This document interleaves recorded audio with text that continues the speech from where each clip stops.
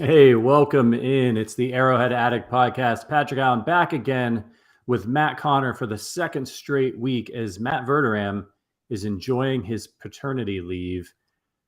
Matt, you're Matt. You're not the Matt that they're used to, but you're the Matt that they're going to get. How you doing, I'm buddy? sorry.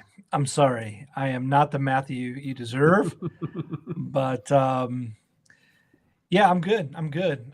Feeling for Matt right now. There's probably a lot of joy in that household, and probably also not a lot of sleep. So I hope he's doing all right and getting what he can in this time. Yeah, well, as you know, Matt Verderam is a very even keeled, unemotional kind of guy. So I'm sure he's handling everything I'm just sure. very even Steven. Very What's measured up? doses right now at home for Matt. I'm sure. Yeah, what's up? What's up, everybody in the chat? Nice to see y'all. What's up, Cortex? What's up, USAF Chiefs fan? USAF Chiefs fan, Pat, have you lost weight? Sir, Tell I him. have. I have. Thank you for noticing. You're the first one to notice. Wait, I My just wife asked you the hasn't other even day. noticed. No, he's the first one he's the first one in the podcast. All right. Well, we have such great listeners on the show. They're tuning in every week, and it's it's slow. It's a slow process. So, but if he hasn't tuned in a while, maybe he's the one that noticed it. Yeah, coming up on 20 pounds here in the last like 2 months. So went hard.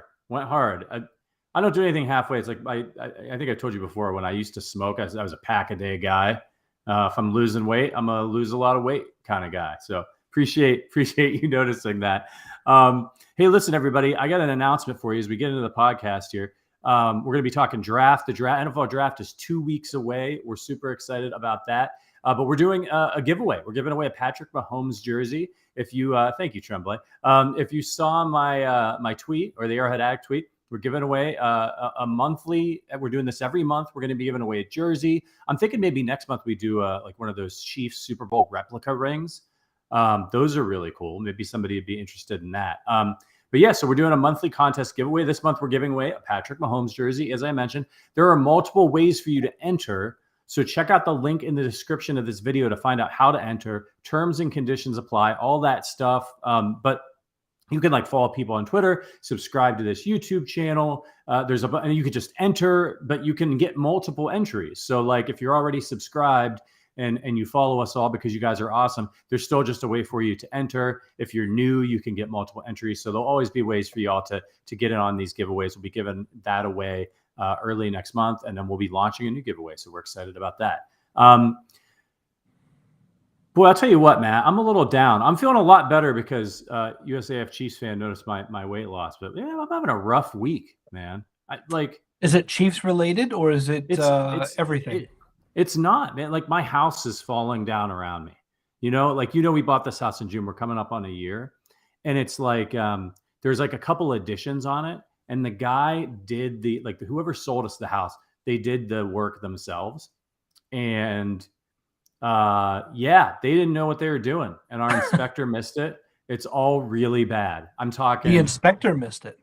The inspector, we've already been refunded the inspection fee. I mean, they missed so many things, horrible.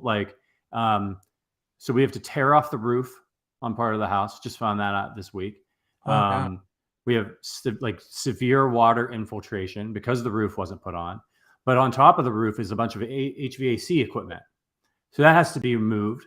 So I just had somebody out to give me a quote for that. I mean, it's been an absolute nightmare. I think you guys have heard me mention it on the podcast. I'm trying to I'm a pretty positive guy in general, and man, it's tough though. Like I'm trying to stay positive about it. Like, hey, we have to tackle one thing at a time. And it's not that bad, but it's just do you ever see that movie, The Money Pit with Tom Hanks? That's Shelley Long with Tom? I think so. Yeah. It's just like that, except not funny at all. And so, you know what I mean? Like my wife and I, we'll get real low and we'll be like, oh man, and then we'll rally the next day, we're like, okay, we're going to, we got this, we're going to do this. And okay, we can see a lot, but I mean, I'm talking tens of thousands of dollars. Oh it's gosh. Brutal. There's all kinds of stuff going on. It's awful. I'm trying to stay up, but it's just you're sitting there and you're seeing the water damage in the wall and the drywall's rotting, but you got to tear off the roof. where do you get the money? And it's just like, oh, nightmare. I hope nobody else is going through like anything like that. But I will just, if I can give advice to anybody, is please make sure you do your due diligence on your home inspector and like bring out specialists. If you're looking to buy a place, don't do what we did and just trust that your inspector, like, he looked at me and he was like, this is a good house. This is a good house. I'm like, man, I hope I don't walk by that kind of street. Anyway, enough of my woes. I wanted to give one shout out too before we get into the Chiefs talk to our guy Gonzo. Gonzo, a longtime supporter of the podcast. I know he's out there watching right now. He and I were chatting on Twitter last night. You know, all the tough time I'm going through, I'm not the only one. I know you guys, some of you guys out there go through tough times too. Sometimes you reach out to us and you let us know about that. And we appreciate it because we really consider you all friends and friends in the Chiefs Kingdom, friends of this podcast. So Gonzo, just wanted to give a shout out to Gonzo. I hope you're doing well, man. I appreciate you, your support of the show. And I hope it gives you a nice lift today. Appreciate you, Jimmy. Jimmy says, hello guys. I'm going to get started with 29 and 30. Can we move up as high as number 9 per the point system? So I feel Veach is going to package some picks at 29 and 30 and pick Jermaine Johnson. You guys rock. Really appreciate you, Jimmy. We're going to answer your question in just a minute about could they trade all the way up to number 9, because we have a mock draft that we're going to review that's very close to that. So we're going to get to that in just a second. But we're going to start off with, before we get into the draft talk, we got a reader review and a really fun exercise. And I think you guys will want to participate in this as well. So you did this, Matt, you and Sterling on Tuesday's show, you went through this exercise. It was a review from Bush 97. Love the show.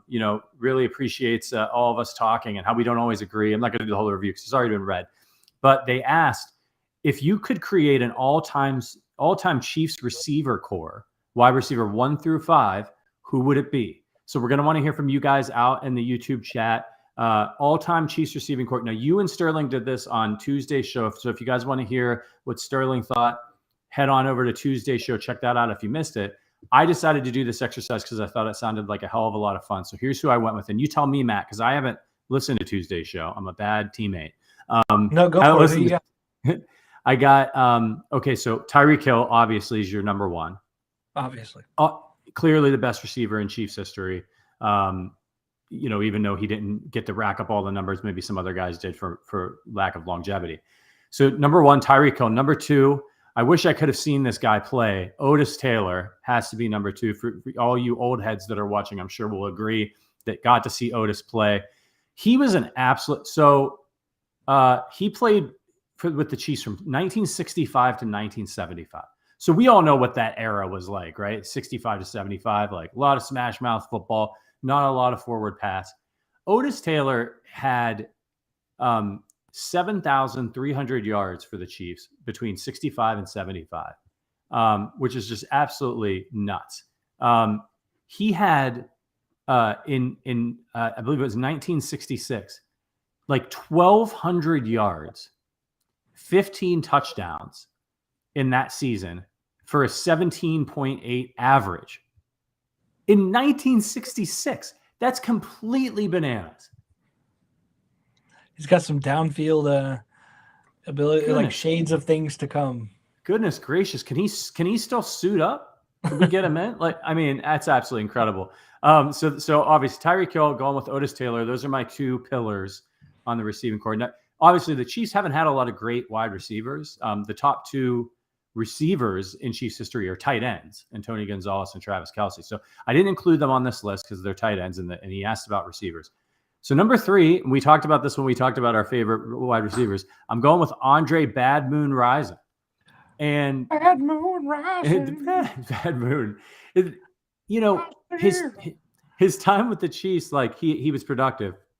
But the way I looked at this exercise, as far as like best receiving, I'm putting together a receiving core. Well, that means in my view, I get prime Andre Rison too from his earlier part of his career, which easily is like completely deadly with Otis, Tyreek, and Andre Rison. Like peak Andre Rison is absolutely awesome.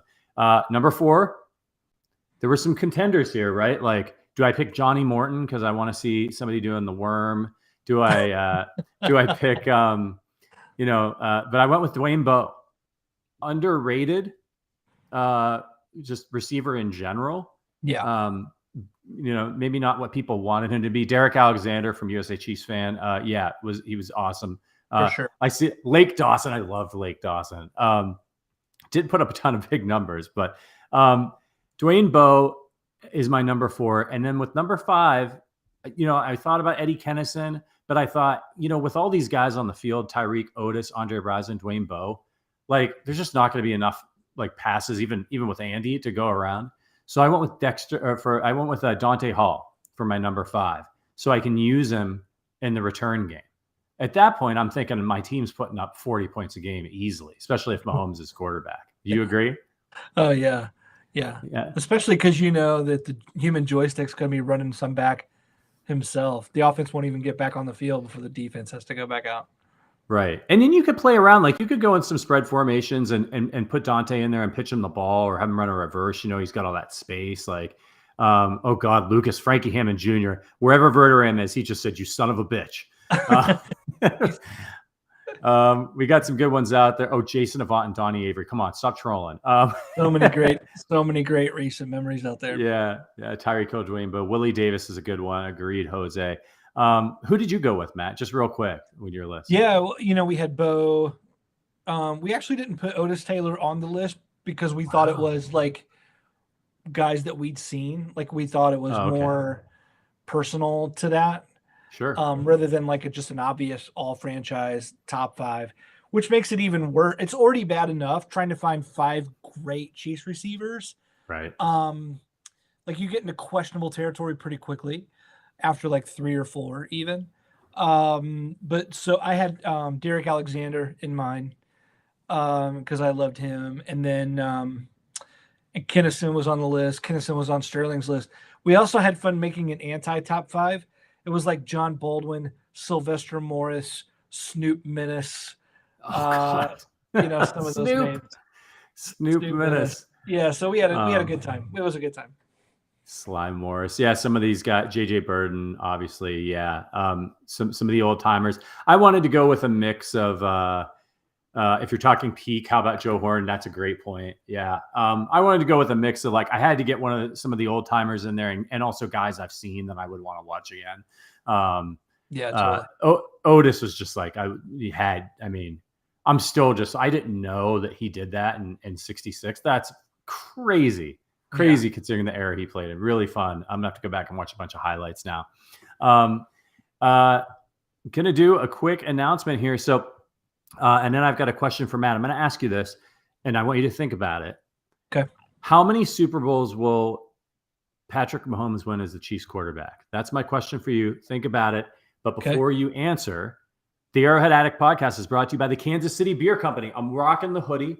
KC Beer Co. is the largest locally owned brewery in Kansas City, and they're also the only brewery in Kansas City to focus on German beer styles. They actually brew their beer according to the German purity law of 1516. So they use 4 ingredients: malt, hops, water, yeast, no hibiscus, no cacao beans. They're not throwing any of that crap in there. They make fantastic beer the right way, the pure way. Not that you can give me the cacao. I'm all for it. But it's pretty incredible how good their beer is. By following the purity laws. It's absolutely delicious. It's an award-winning brewery with a terrific lineup. So whatever your kind of beer you're into, like if you don't know a lot about German beers, that doesn't mean you're not going to like this beer. It's not weird or anything. It's very similar to all other kinds of beers you probably like. So you'll be able to find something that you're into. So look for the red KC beer cartons in your local store and support the Arrowhead Addict podcast by supporting KC Beer Co. You can do us a favor. Especially, I'm asking for it. I'm having a rough week. Help me out here. Tag at KC Beer Co. on Twitter and let them know you heard about their beer on this podcast. It keeps us in business, and it'd be a personal favor to me and make me feel a little bit better after this miserable week of like multi-$1,000 quotes to fix my house. Appreciate all your support. Dare to beer different. Please drink responsibly. 21 and over. Okay, how many Super Bowls is Patrick Mahomes going to win as the Chiefs quarterback? Boy, I want to say my hope is 5, but I think reality says 3. It could be easily be 4. If you said he's going to win 1 every 5 years he plays, it could be 4. But I think what we're watching right now is that like the AFC is more loaded than ever. I think if the Chiefs were going to win like 4 or more, like 5 or even more, you had to take advantage of this window. Like when you went to the Super Bowl twice, host the AFC Championship 4 times. I think walking away with 1 is going to be really tough to. I mean, Brett Veach has the draft picks now. You have 12 in this draft. You already have 10 in next year's draft. Yeah. And that's before he probably trades some of this year's picks for next. And next year's draft class is supposed to be much deeper and better overall. So the Chiefs have 22 current picks with which to set the stage for what Mahomes can do. But Mahomes has already led a group to the Super Bowl and to the AFC Championship all these times and only came away with 1. I don't think that's a slight against the Chiefs so much as just saying it's just hard. It's just incredibly difficult for a team to hoist the Lombardi again and again and again. So, that's what I would say. Yeah, I'm with you. I'm going to go with 3 myself. There was that like 10-year period where the Patriots didn't win any Super Bowls. And then they had that really late surge in Tom's career. So, that can happen even to one of the greatest dynasties and the greatest quarterback of all time. You can go a long time without winning anything. So I think this year's really big. I really want the Chiefs to get one this year, like the next 1 to 2 years, because he still has Travis Kelce playing at peak form. So this is a really good time to get that second ring. And then maybe maybe you have a few years where you're bringing new guys or something. And then there's like another push at some point. But going to 2 Super Bowls and 4 straight AFC Championship games, only coming away with one ship, still pretty good. I mean, I'll take 25% any day. But getting 1 more while Travis Kelce is still Travis Kelce, I think that would be great. And then set the table for later. What do you guys think out there? Apex says 8. If they get a 3-peat, wow. 8, I'll do 8. Okay. A lot of optimism there. Right. Yeah. I think I saw somebody say 4. So yeah, let us know how many Super Bowls Patrick Mahomes is going to get. Remember, we're giving away a Patrick Mahomes jersey. So if you're new, if you just joined us, check the description. Bunch of ways to enter. Giving it away at the end of the month. So enter as many ways as you can. And USAF Chiefs fan, I saw you ask if you're already subscribed. Like, click the link in the description, follow through. If you're already subscribed to everything, you follow us all. There's a way for you to just enter to get that 1 entry. Okay. Sweet. All right. So let's talk about the draft. We're 2 weeks away, 2 weeks from today. Boy, do you know that it was, I think it was it, we're right around the time where the Chiefs traded for Orlando Brown Jr. last year. We have another week or so. Yeah. Another week. Okay. So, with the draft coming, something could still go down here. We know that Brett Veach likes to do these things. If he wants to get a pass rusher or somebody he likes, he's got the ammo to do it based on, and didn't they made a trade the year before last? Frank Clark on the same day, wasn't it? Same exact day. Yeah. It's a long time. And remember this, there was a long stretch there where days like today, you and I would have looked at each other and said, oh my gosh, we're either choosing Alejandro Villanueva or Russell Okung or like someone else. Like, tackle looked horrible. Yep. And every day we're like, are the Chiefs really going to sit on their hands like this? And we felt that way for weeks. It was like a slow simmer on the back burner. And it felt like the Chiefs were out of options or maybe couldn't make it work. We were like, the Ravens will never trade to a contender. The Ravens will never do, or something like that. And then Veach pulls it out. So I just don't think, worrying in mid-April about a lack of activity.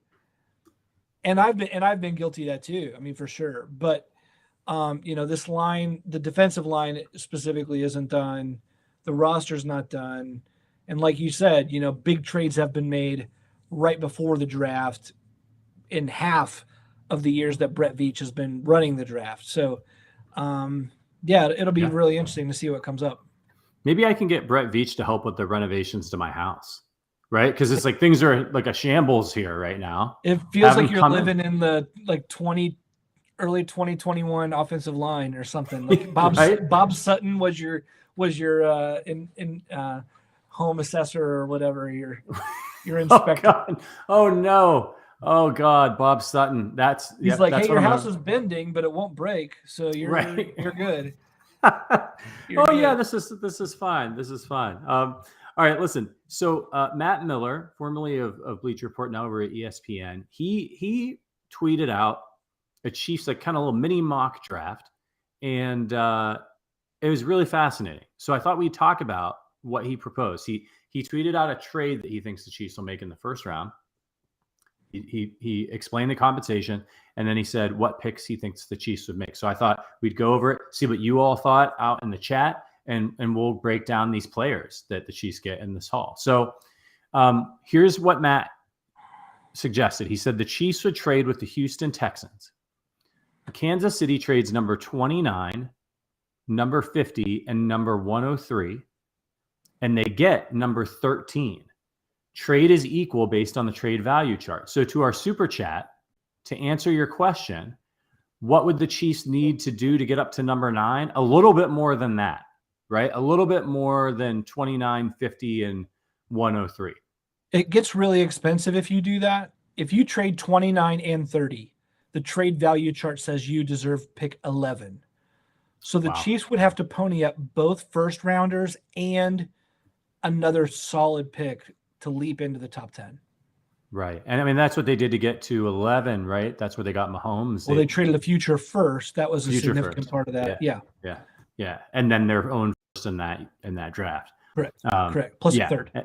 Yeah. And that was a little bit higher. So, so it's expensive. So getting up to number 13 is kind of economical in this situation, right? It's still a lot. You're giving up 2 top 50 picks and 103. That's nothing to sneeze at either. But you get number 13. You move up from 29 to 13, and you keep 30. So that's really kind of nice. It's like the 13th and like what I was hoping when they traded Tyreek Hill. I was hoping we were going to get the Jets pick, one of the Jets' top picks. Yeah. And then still have 30. That got me like that. I would have been okay with the trade, more okay with the trade if that was the case. So if they use some of that ammo, they get number 13. So what Matt says is the reasoning is that the Chiefs have 12 picks in this draft, and they're likely not going to use them all. So the Texans need picks to rebuild. So that's why this would make sense. The Texans are looking at being there at number 13, and they're like, this isn't like we get some great player here. It's just not going to matter. We have too much to do, too many holes to fill. Let's take an offer from a team like the Chiefs, and now we've got a lot more ammo. I don't know if the Texans would do it, but we'll see. So here's who Matt has the Chiefs drafting. I'm gonna read all the players, and then we'll go through with the picks that they have. Right. So they move up to 13. Okay. And the reason that they move up to 13 is to draft a wide receiver, and that wide receiver is Jameson Williams. A lot of Chiefs fans are interested in him. I think a lot of Chiefs fans hope that he falls to them. That's probably not going to happen. At least Matt doesn't think it's going to happen. So Jameson Williams with that number 13 overall pick. And then at number 30, their last pick in the first round, the Chiefs draft Boye Mafe out of Minnesota, who we've talked about a lot on this show. Then with their with pick number 62 in the second round, remember they've got 2 2s. So even though they trade number 50, they still have 62. They draft cornerback Martin Emerson. I thought this one was really interesting when I did a little bit of research on Emerson. We'll talk about that in a minute. Yeah. And then at number 94, they take right tackle Darion Kinnard, who's pretty well regarded. Some people don't think will be there at 94. So then just to recap, the Chiefs make the trade. They move up to 13. They get Jameson Williams, Boye Mafe, Martin Emerson, and Darion Kinnard, right tackle. So let's go through these players. So let's start with Jameson Williams. So Jameson Williams is really interesting. Coming off an ACL tear, he got a 6.4. So what I like to do is I like to go to NFL.com. They've got this great prospect list. They have video, strengths, weaknesses, and they grade each prospect. based on how they think that they'll contribute when they get to the NFL. It's great if you don't know a lot about these prospects. So he got a grade of 6.48. There's a whole scale, 6.48, which means good starter within 2 years. It also gives them a next-gen stats grade. Jameson got a 90, meaning elite. That's in the elite tier for next-gen stats. So what is your opinion of Jameson Williams? Played at Alabama, tore his ACL in the national championship game, right? He's got the torn ACL thing. That would be the thing that knocks him down the draft board. I'm two-sided here. I love Williams as a prospect, and everyone should. Everyone should love his speed. Everyone should love the total package with him. He is an offensive difference maker on a team that just traded the biggest offensive difference maker in the NFL, in Tyreek Hill. So I get that.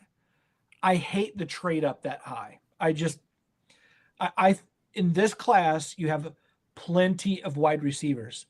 You can find even an offensive difference maker, maybe not on the level of Williams, or maybe one that's a little bit more of a project later on in the draft.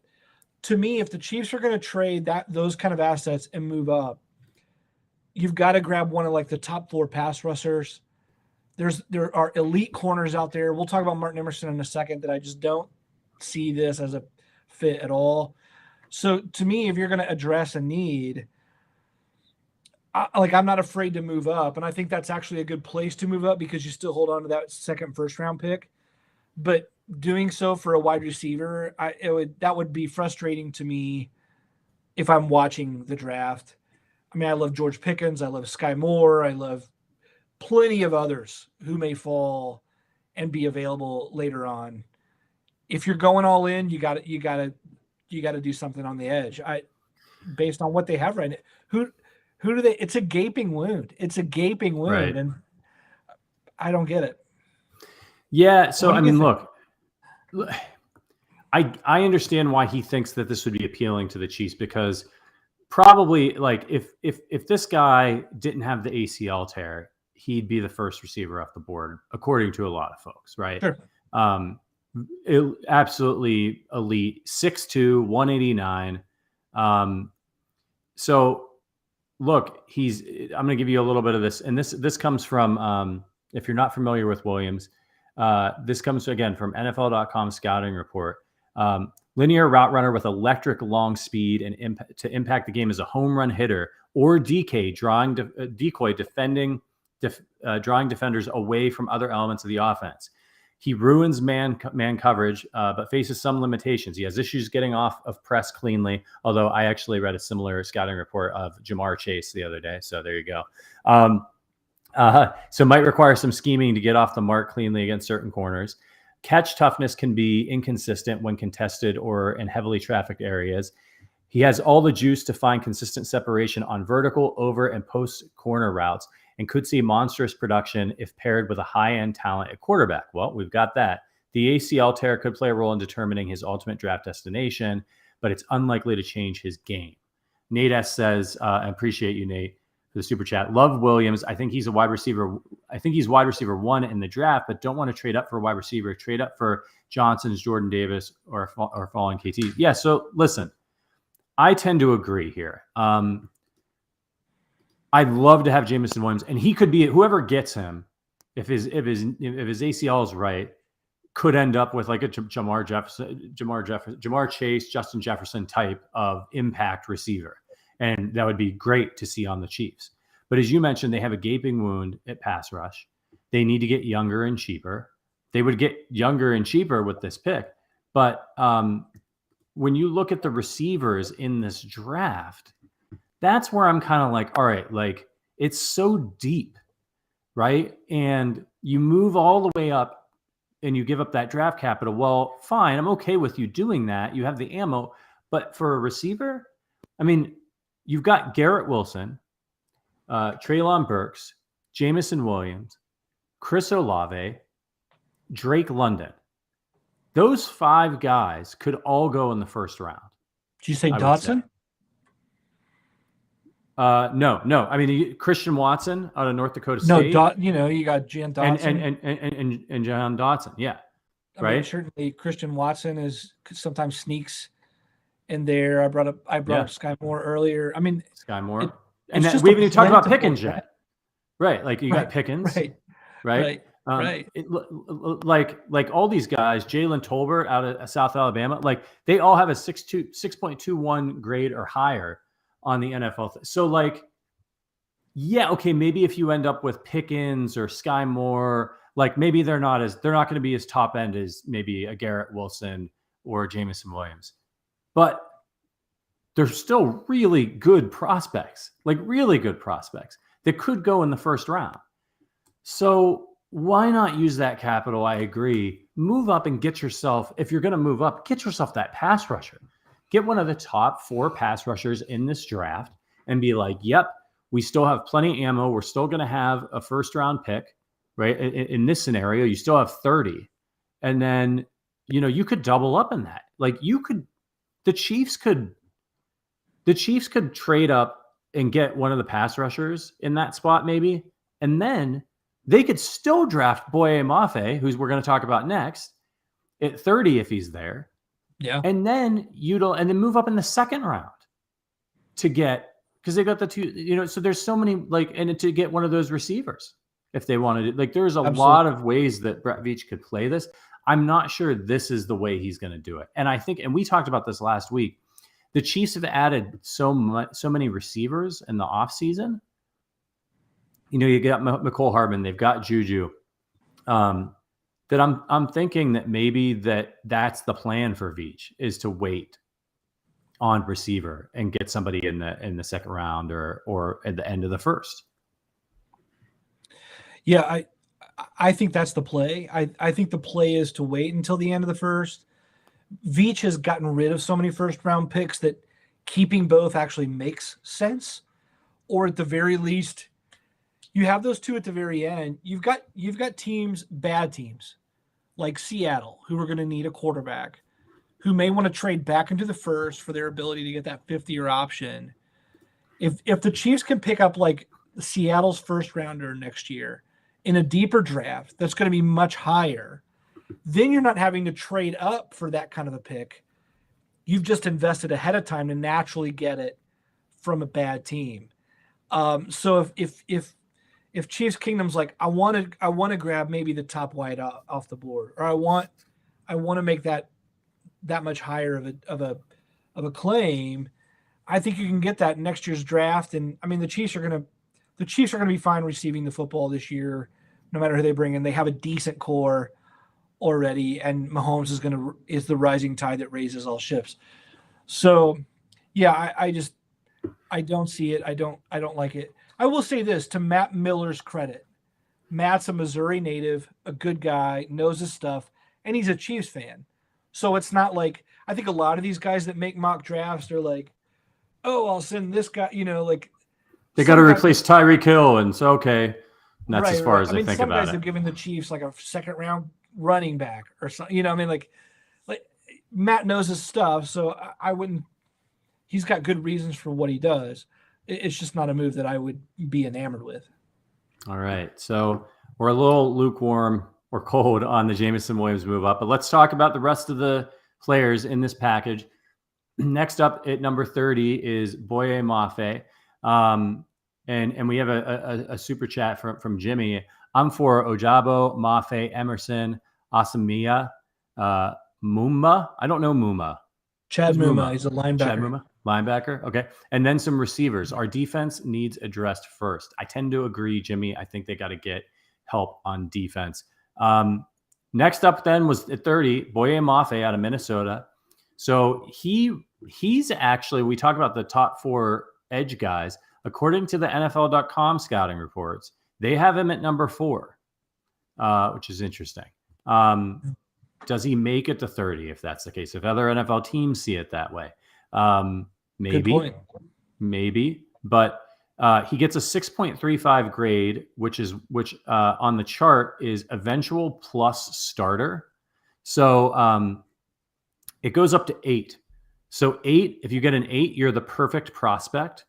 and then it's a little convoluted. It's like 7.3 to 7.5 perennial All-Pro, 7 to 7.1 Pro Bowl talent, like year one starter, boomer bust potential, will become a good starter within 2 years, will eventually become a plus starter. That's where we're at. That's the range that they have Mafe in. So it's very, very detailed.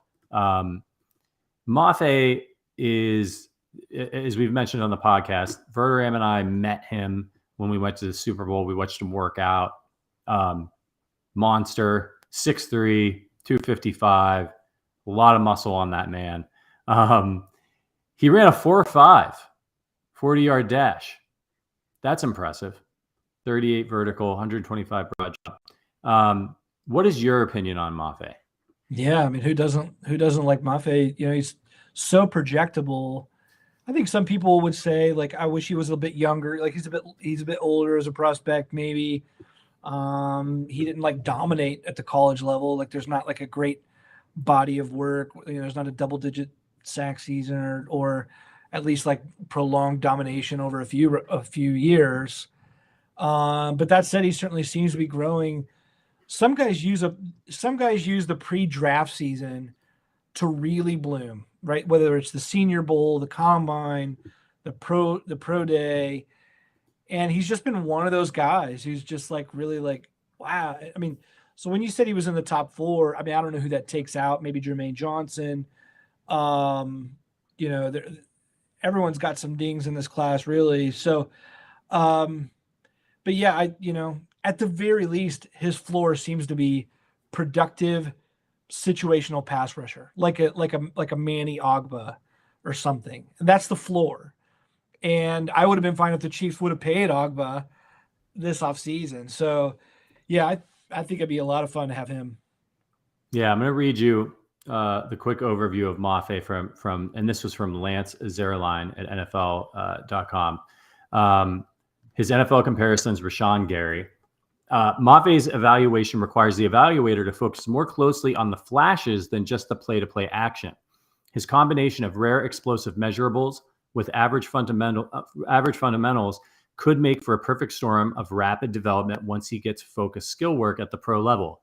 His footwork is average, and he lacks desired instincts as a rusher, but pairing efficient hand work with twitchy upper body power could turn him into a productive rush bully.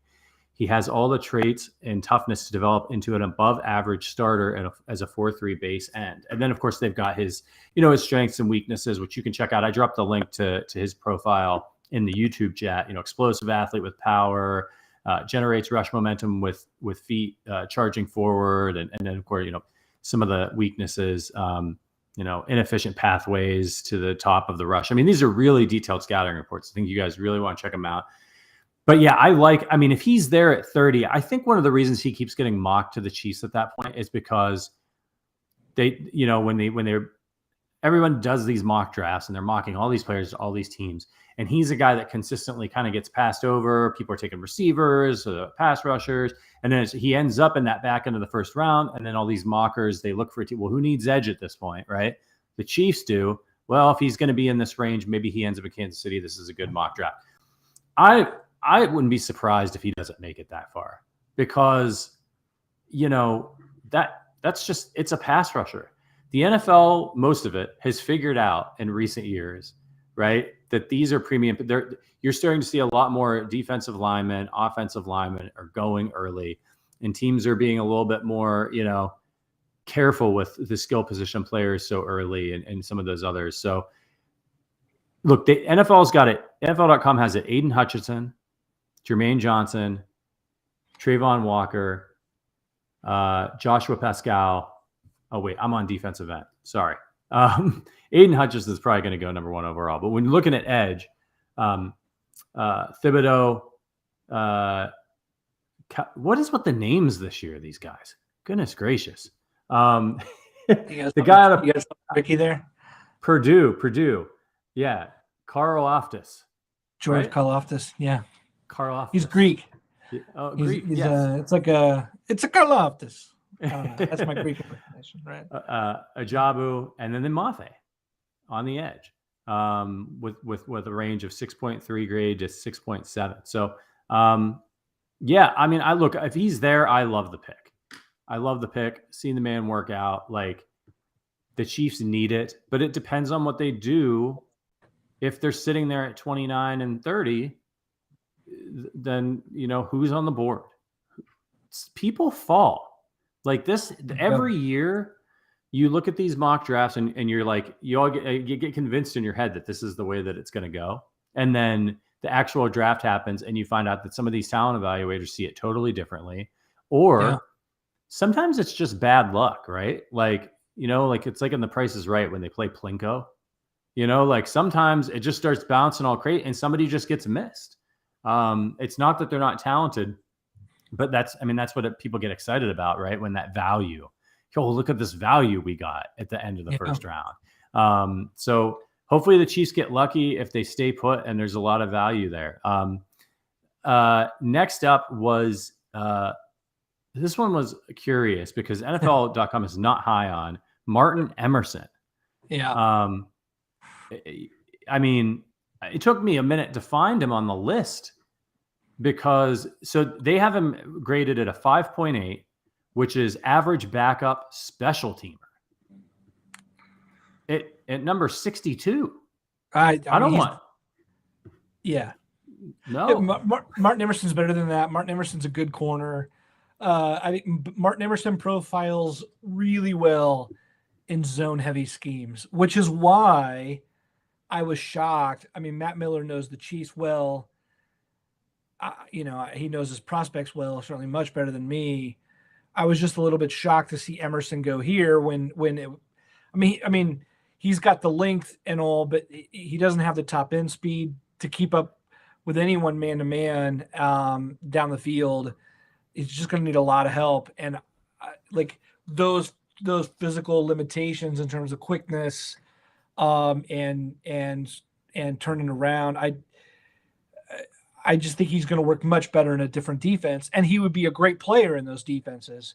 But for what Spags is asking, I just thought, oh gosh, that is a horrible use of a second-round pick. You don't think Matt is like thinking in his head that this is somebody they might move to safety? I mean, maybe. I didn't see a note there. I don't know what Matt's thinking. Yeah, he didn't. I don't know if Matt gave a description later on, if it was like a written out thing from somewhere or whatnot. I didn't see anything. I just know as a corner, I also know there's probably other corners available. At number 60, there should be other corners available that would work out, pretty well there. So the overview, long finesse cornerback with traits and talent to compete in full field press man coverage. Emerson has patient feet to maintain positioning against the release and uses length and positioning to catch for catch disruptions. He's indecisive in his angles to the throw, missing out on interception opportunities. His run support issues most certainly hurt his draft standing with some teams. Emerson isn't well-rounded, but has enough cover talent to make a team. And that doesn't sound like a second-round pick to me, at least that particular evaluation. Strengths, very good size and length, patient but ready feet for press match, uncoils relatively stiff punch to slow the release, but also too content to bat it away instead of taking it away, rarely charges aggressively into passing lanes, only one career interception, below average at tackling and playing the ball, not very competitive taking on blocks, premature dives at ankles, searches for arm tackle opportunities. That sounds like the Chiefs, like some of the Chiefs' problems right now. Like, you know what I mean? Like not enough playmakers, not great tackling sometimes. Like this does not sound like a guy, at least based on this evaluation, of course, that the Chiefs need, at least in the second round. Yeah, I mean, look, all these guys, I mean, it starts on day 2, especially in day 3, where every pick increasingly becomes scheme specific, right? So, in the first round, you've got your guys where it's like, hey, look, he's a great player for any team. And then it becomes a great player for most teams. And then it becomes a great player for the Chiefs. So you see a guy like L'Jarius Sneed at the end of the 4th round comes in as a week 1 starter with exactly what Spags is asking him to do. Yeah. And so, man, there may be a team where Martin Emerson, there may be 15 teams where Martin Emerson comes in and does exactly what he's coached up to do, and they love the pick. But it didn't make that much sense to me as a Chiefs pick. But yeah, I'm four glad four five, not a real draft. right? 4.5 340, not a blazing speed guy. Okay, so that's Martin Emerson, and then our last pick, and Apex says, I don't know. When I saw his tape, great tackler and likes to get aggressive at the line of scrimmage. Yeah, that's the fun of this, right? I mean, you watch a guy and you're like, I love this guy, and somebody else watches him and they're like, that guy's trash. And I mean, this happens. This isn't just among like fans like us. We're talking professional talent evaluators. Sometimes they're all over the board on some of these guys. Jimmy says, and appreciate you for the super chat, Emerson's tape is really good, solid tackling. Okay, all right. So some of our draft experts out in the Arrowhead Addict universe disagree with NFL.com. And then go ahead. Hey, let's note this too, that what we often don't know, like if you watch, let's say I'm watching tape on Patrick Allen going to work, right? Right. I watched a Tuesday tape, and Patrick is like, looks devoted at his laptop, head down, churning out endless, going to the printer all the time and Zoom meetings. And I'm like, oh, incredibly productive. And then what I don't know is you didn't sleep well on Tuesday night, show up Wednesday. And so someone else is like, well, I watched his Wednesday tape and he's falling asleep with the computer. I mean, I don't know, I'm just making up a dumb example, but the truth is we don't know when an injury is slowing a guy. We don't know when the coaches are asking them to do something that they're not that great at. We don't know. There's so much we don't know.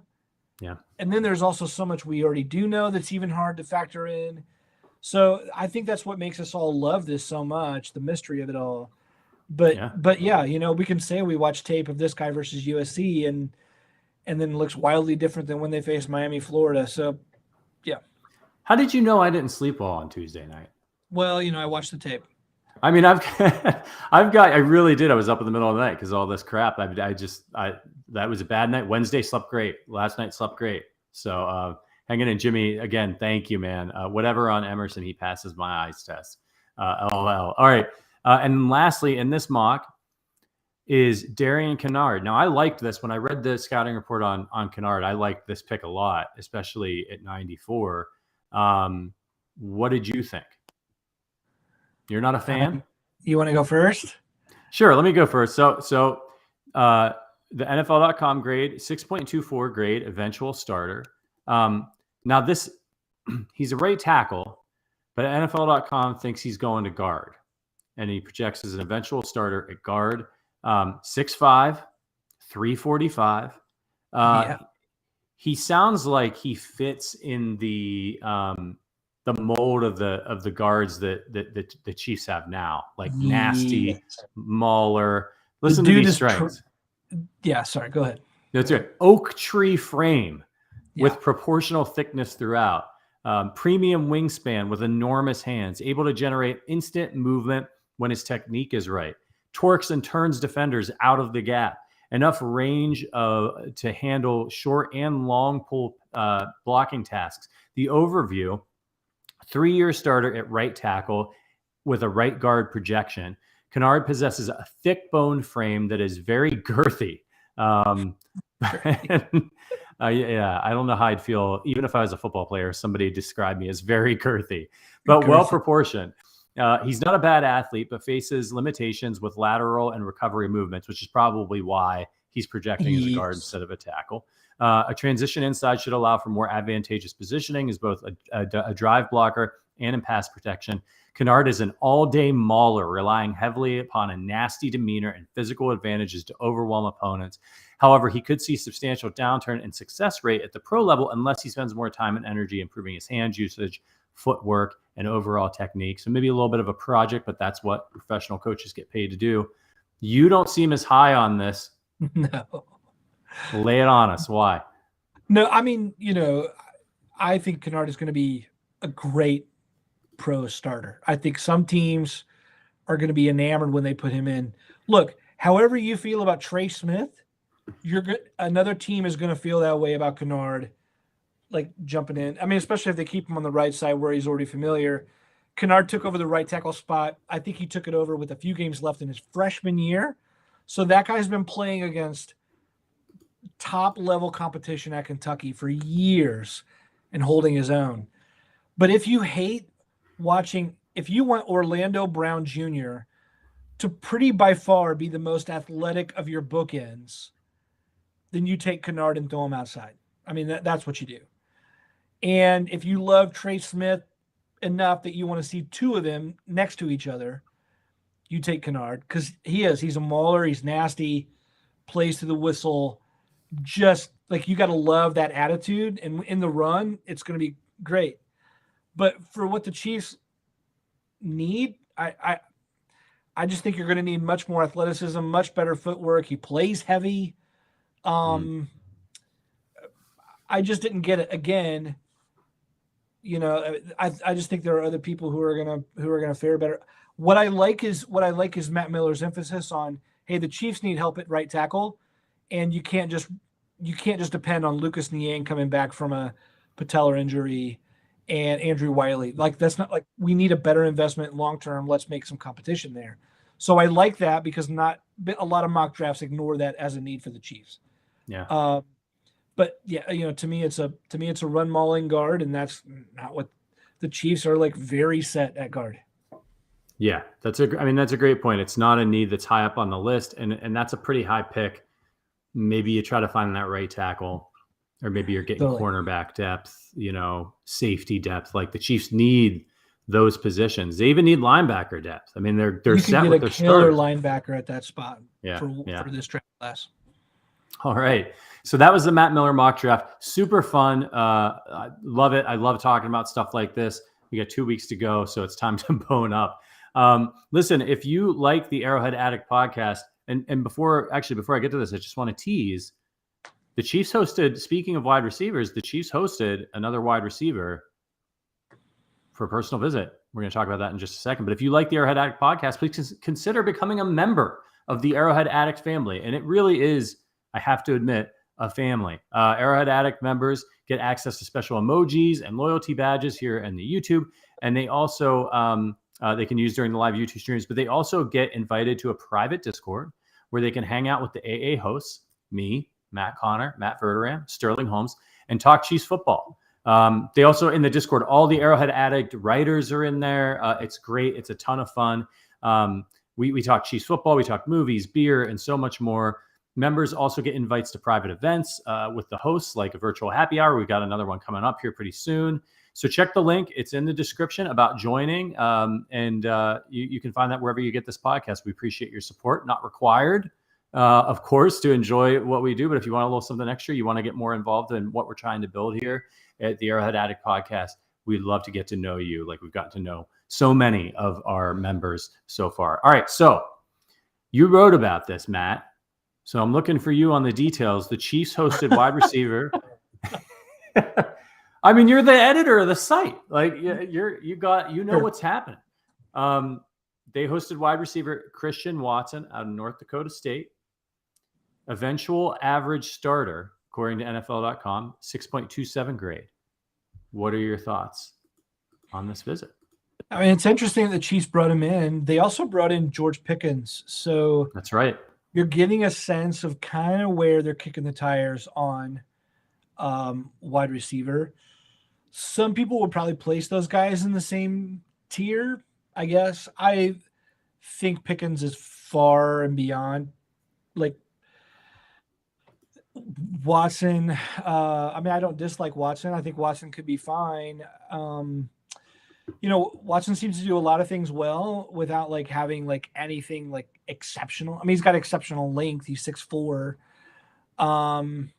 But yeah, you know, he's gonna be an interesting guy. He didn't dominate at North Dakota State the way you'd think like a future first or second round wide receiver would like put up that kind of body of work. So, you know, you got maybe some questions there, but then again, there's been a solid enough pipeline making that sort of leap to the pros that I think those general questions can get a little bit overplayed. A lot of people like him. I wouldn't kick him out of bed. I think I think the Chiefs need help, and there are just other wide receivers that I would be like over the moon about. That's all. But gosh, I mean, if anything else, I would trust the people whose jobs depend on it. So if Brett Veach submits Christian Watson's name, I will applaud and just know that wide receiver is taken care of. Yeah, it's interesting. On NFL.com, they actually have him as the 6th ranked wide receiver. Then they have Dotson, then Sky Moore, then Pickens. So just an interesting note. That's just one group of people's opinion. But it is interesting, right? That the Chiefs have brought in 2 receivers that we know of in Pickens and now Watson. And both of them. So one thing, it tells us that maybe they are interested in receivers in the draft, or that they want teams to think they're interested in receivers in the draft, but that they're not, that they're hoping to have other guys fall to them or people trade in front of them because they're afraid of them. Anyway, all the chess match that happens. But one thing that's interesting about these 2 guys is that Pickens is 6'3", Watson is 6'5". And I've been talking about this for a few weeks now, that like the Chiefs receivers, I'm looking at them and they're getting pretty big, like a lot bigger than they have been. They've been pretty undersized in general. But Juju Smith-Schuster, they've got Jody Fortson around. Josh Gordon is still on the team. Darius Fountain also has got some size. Like these guys, and I've been joking that like if they get another big receiver, especially another big contributor, that I'm going to call them the Monstars. Well, boy, if they got Christian Watson at 6'5", 208, by the way, ran a 4.36 40-yard dash. Yeah. That's okay. So now I'm talking about. So that was the one thing. Now Tyreek Hill was just a freak, right? And he's not super tall, but could just like leap, like Michael Jordan in the air and get the ball anyway. But we've seen this, and this has happened a lot to the Chiefs, right? Like these big receivers. I mean, we saw it happen with like Jamar Chase and like, some of the like Mike Williams on the Chargers. Like they'd throw the ball up to these guys, and it's just big, strong hands and snatch it out of the air. Do you think the Chiefs are interested in this? That they're thinking like we want Mahomes to be able to throw some 50-50 balls that are going to, and we're going to turn those balls into 60-40 balls for us because we're bigger than everybody else. Do you think this is something the Chiefs are seriously thinking about? Or am I just like finding a pattern and latching onto it? The Chiefs aren't sitting around being like, we want receivers, but they have to be big. Could be. I mean, could very well be. In a way, it seems like they already have their large receivers, so it wouldn't surprise me if they went with the dots and to kind of get, another smallish guy. And remember, someone just said, like, Wink just said Watson with MVS is redundant. But let's remember this. When you're drafting this year, you're drafting for future starters. So you're looking at a point in time where Juju Smith-Schuster's off the roster. You're looking at McCole Hardman is on his contract year. So you're thinking about where this roster is going to be in 23, 24, 25, 26. So yeah, it wouldn't surprise me. I think there's something to what you're saying for sure. The Chiefs are getting bigger. The offensive line got bigger a year before. So you're getting, I think there's a slow shift there overall in the offensive makeup of what they're doing. And maybe the offensive line was a foretaste of what now we're seeing at the skill positions. Yeah, it's very interesting. I'm fascinated to see how this draft turns out. I'm more interested and fascinated by this potential draft than I have been in years. Did you guys know that the Arrowhead Addict podcast has swag now? It's true. Sterling has been rocking some. I still got to place my order, but check out the link in the description. We got all the links. The Patrick Mahomes giveaway link is there. You want to become a member, there's a link for that. And of course, if you want to rock a sweet Arrowhead Addict hoodie, we got golf tees. There's a really nice Adidas hat, champion hoodie. Check out the link. Rock some Arrowhead Addict podcast gear and show some Chiefs pride. All right. I wanted to talk about Juan Thornhill. You pointed this out to me. I think this is really interesting. Our guy Scott Loring at Chiefs Channel on Twitter, contributor for Arrowhead Addict, tweeted this. Juan Thornhill has been benched for short spells 2 different times in his career and is entering the final year of his contract. Don't be surprised if the Chiefs take a safety in round 1. That's a bold statement, but he does make a good point about the Chiefs have been hot and cold on Juan Thornhill. I think their defense improved markedly when he came in last year after being benched. Yeah. Not a lot of big splash plays, but they were better overall. What is your take on this? Is Scott onto something here? Well, I found that, we ended up retweeting that just to like get it out there and ask people what they think today on Twitter, because I found that to be at the very least a good reminder that Thornhill hasn't always been like, oh, we have one starter and the other starter is Tyron, and then it's like, and that's it. And now that Tyron's gone, we got Justin Reed, and that's like a closed conversation. It's not. Now we can say, well, it should be closed conversation. The defense was just the coaching staff is just addicted to Dirty Dan. That was the problem. Could totally be. At the same time, Thornhill was also slow to come back, looked different after the major injury. No slight to him. That happens to a ton of players. So, I like a defensive back in the first round, especially if you can find a guy who could be versatile enough to play corner. Like I love Daxton Hill out of Michigan, for example, at 29 or 30. I love competition there for the sake of these kind of things. I don't know. What do you think? I mean, do you think Thornhill has it locked down and there's no need, or do you think that even a contract year, that it would be good investment? Is that too high for safety? I just think that in the first round, I'm not taking a safety in the first round. Like, I'm just not doing it. Like, unless Eric Berry's back on the board, you know what I mean? Like, I don't think that that position, and I said this when we were talking about whether or not the Chiefs would re-sign Tyrann Mathieu, I just don't see it as a premium position. It's an important position, but I think that if you're good up front and you're good in the middle and you've got solid corners, you don't need Troy Polamalu running around back there. You just anybody needs Troy Polamalu, but you know what I mean, right? Like, you don't have to try to achieve that. If you draft a guy in the 3rd round and he becomes Troy Polamalu or something, that's friggin' fantastic. But you can have Troy Polamalu and it doesn't, the rest of the defense can be trash. It's not as great as he is, or Ed Reed, it doesn't matter. And I just think that there's other positions that are more important. And especially for where the Chiefs are at right now, I would consider taking a safety in the first round, even at the back end of the first round, a luxury pick. Yeah, I understand that. I think recent Chiefs history shows us that safety is more important in a Spags defense than maybe safety is to the general NFL defensive scheme, because they paid so much for Tyron and they took one in the second.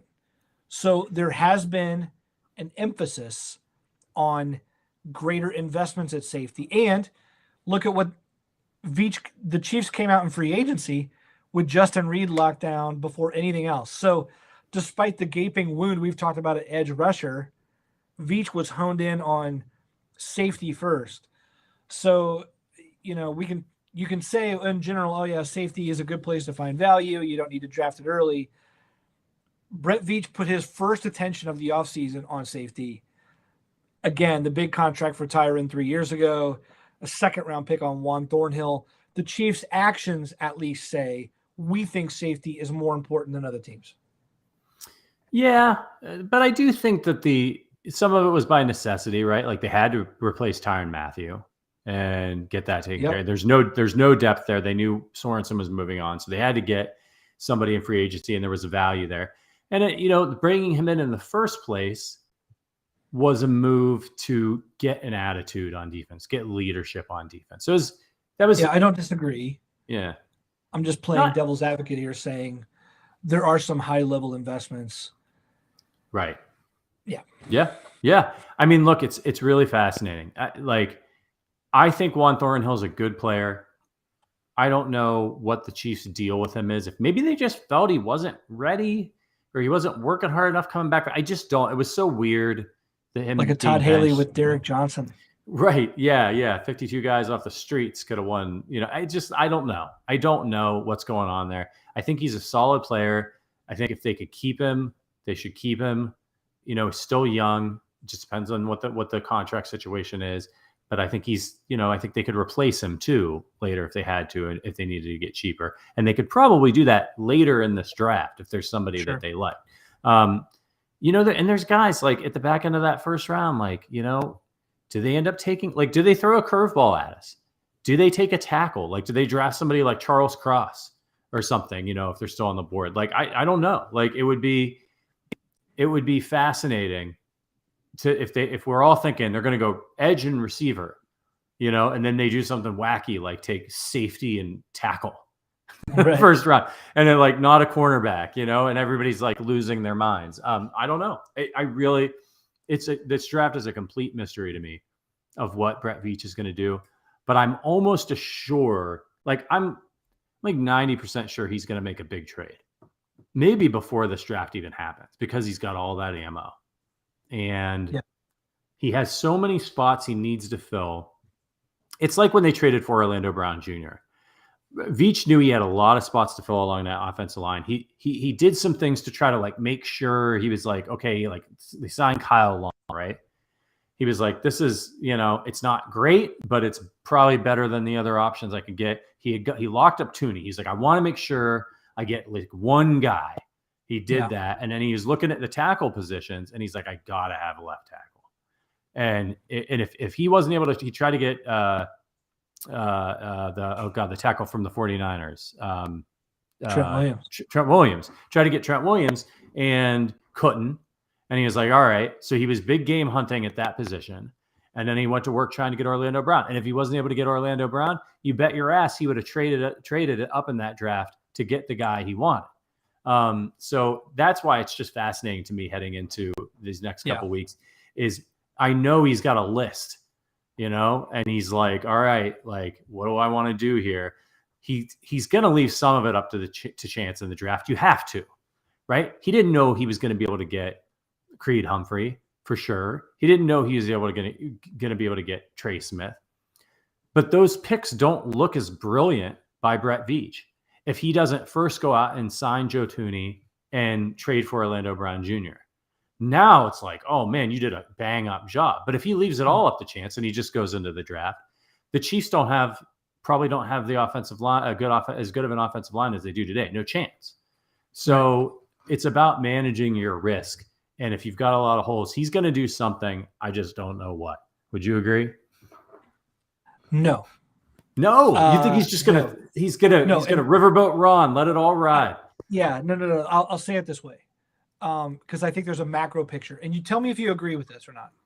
Okay. I think what Brett Veach is doing this offseason, it took me a long time because overall this offseason I've been watching and I've been thinking they're being so reactive rather than proactive. I just don't like it. There's a lot of they traded Tyreek Hill 2 weeks too late. If you wanted to free up all that cap space, why wait until almost every great pass rusher has whatever? But then I tried to think about this, especially while I was on vacation. And here's what I think. The NFL has changed in two major ways. They've already added one game, and they're going to add an 18th regular season game soon, probably by next year, right? And they added a 7th playoff spot to each conference. In other words, they're watering down their own product. Every game is meaningful, but it's a little less meaningful when you have 18 regular season games than 16, right?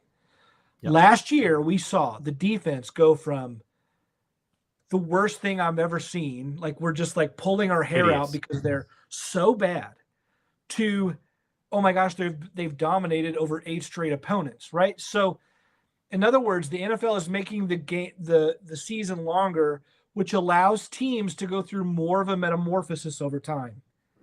As they do this, a team can afford to take some licks on the front end to grow. You can suffer a few losses and still make the playoffs because now there's 7 teams that get in each conference, right?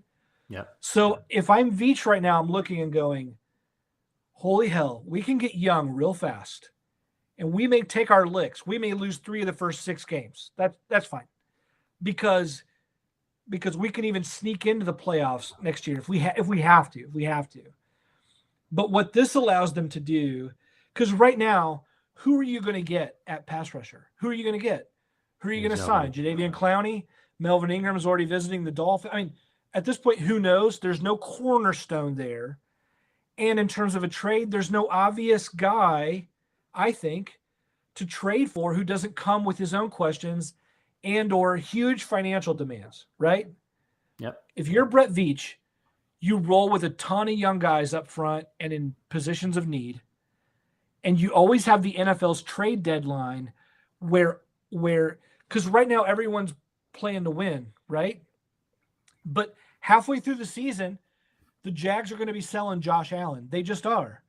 And they're going to be selling him at a much better price than what it's going to cost you right now when they're still trying to sell season tickets and sell you on the Doug Peterson era and the whatever. So yeah. I think what the Chiefs can afford to do is go young, see where the needs really are versus what we are panicked about right now. Wait until the trade deadline to bring in veterans to go where the needs really are. Because before other seasons, we've said, oh my gosh, they have no one at cornerback. What's going to happen? And then we see like Snead start week 1 and he looks like a future Pro Bowler. And we're like, oh, it wasn't such a big need after all. So what if the Chiefs roll with Frank Clark, Boye Mafe, Cam Thomas, maybe another pick or whatever, and Josh Kando turns into something, right? Like they have time to actually like look in training camp, look in preseason games, and maybe even into the regular season, and to be able to get guys then for much cheaper. The trade deadline, remember they've got 10 picks next year, plus any compensatory picks on top of that, plus any picks that Brett Veach trades for next year because he's trading out of this draft. So yeah, I think it makes the most sense at this point to go ahead and go young, wait until prices drop near the trade deadline, trade for needs that you actually have versus perceived needs on paper. And I think that's the way for the Chiefs to go at this point, because the market makes zero sense to me otherwise. I think you got me convinced. Draft all 12 each. Let's see what you got, man. We're in 12 guys. Let's just get real young. Let's get real cheap. Dynasty building, baby. I love it. It's going to be, I'm just like, I can't wait for it to get here. I'm starting to feel like a little kid on Christmas Eve. It's going to be absolutely bananas, this draft, with all of the ammo that the Chiefs had. And like you said last week, you're going to have to watch every second. You're going to be glued to your TV because the Chiefs could make a move. Probably, well, they're going to trade somewhere in that draft. Oh, yeah. Right? They're going to, even if it's not early on, with all those late round picks they have, they're going to move up in some of those mid rounds so they can target guys they really like there. And they're not going to care about giving up some of those later picks. So Apex is, I think we draft 7 or 8. Yeah, at most. Yeah, I mean, it's, you don't want to just draft a bunch of guys that you're going to have to cut because you just don't have room on the roster. And this is a really talented roster. It's not like the Chiefs have a ton of spots. I mean, you could sit down and look at the roster and you could start, how many slots they've got, how many people are you going to be able to add? So they need to do something with that capital and not just waste them on taking guys that aren't going to make the team. So they know that too. They probably are looking at their depth chart and saying, look, man, we can add 7 guys, 8 guys tops. And, right. And that's it. So what are we going to do with these picks? So trading back, it's going to be interesting. Wink says, great point, Matt, but living and dying with every game is exhausting. I love it. It is. Yeah. Well, listen, everybody, this has been a great show. I've had a lot of fun. I feel a lot better, as I almost always do after I hang out with you all and do this podcast. So appreciate you lifting my spirits a little bit. Matt Verderam, our guy, he'll be back next week, Thursday, with me, catching you up on what it's like to have 2 kids. He and his wife have gone. They're still playing man-to-man. But they can't. They were double teaming with Maisie, but now they're on man-to-man. I don't know if they'll ever get to a zone, that's a bold jump to go to that zone defense. But yeah, he'll be back. Matt Connor, you will be back on Tuesday with Sterling Holmes as we inch closer and closer to the draft. Things are going to start moving. You're going to want to keep it right here on the Arrowhead Addict YouTube channel.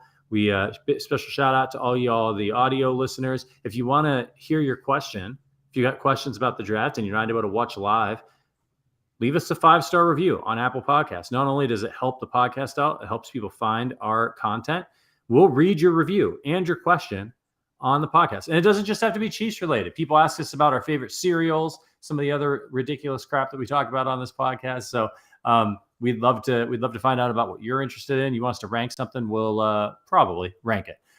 Just leave us a review over there. Any parting thoughts, Matt, before we get out of here? No, fun time, man. Go Chiefs. Yeah, absolutely. And if anybody knows a good roofing guy, hit me up. I'm in Chicago. All right. Especially if somebody will give me a discount. All right, everybody.